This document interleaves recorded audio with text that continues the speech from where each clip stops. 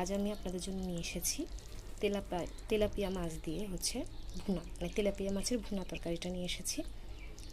চলুন দেখি কিভাবে আমি আমার রেসিপিটা রান্না করলাম, তারই বিস্তারিত থাকবে আমার সামনে।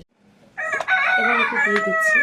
আমরা আজকের রেসিপি হচ্ছে তেলাপিয়া মাছ হচ্ছে ভুনা করব। তো প্রথমে এখানে আমি 1 চা চামচ হচ্ছে হলুদ দিয়ে দিলাম।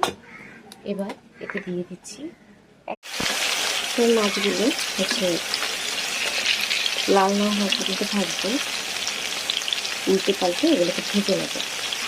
একে একে একটু লাল করে ভাজতে হবে।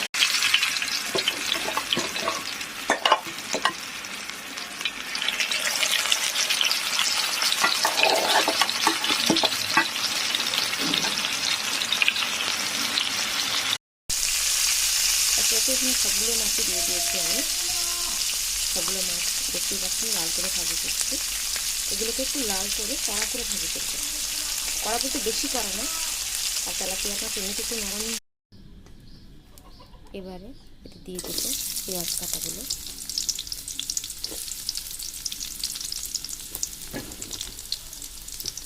এগুলো দেওয়ার পর ভালো করে নেবে। পেঁয়াজগুলো আমি দেখতে পাচ্ছি হালকা বাদামি হয়ে এসেছে। পেঁয়াজগুলোকে একটু হালকা বাদামি করে ভেজে নিতে হবে। এবার দিয়ে দিলাম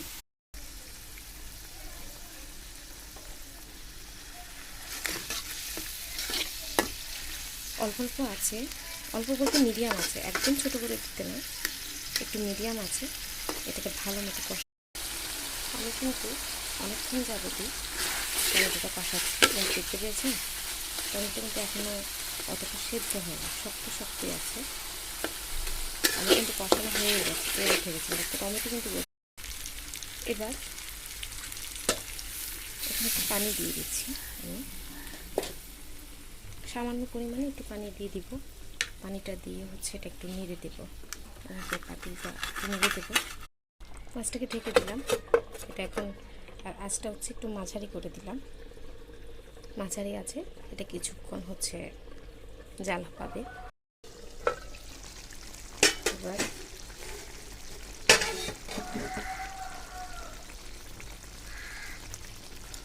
আমাদের তরকারিটা প্রায় জাল হয়ে এসেছে। মিডিয়াম আছে, এটাকে কয়েকবারই হচ্ছে।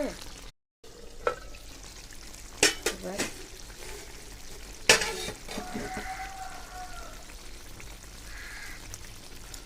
আমাদের তরকারিটা প্রায় জাল হয়ে এসেছে। মিডিয়াম আছে, এটাকে কয়েকবারই হচ্ছে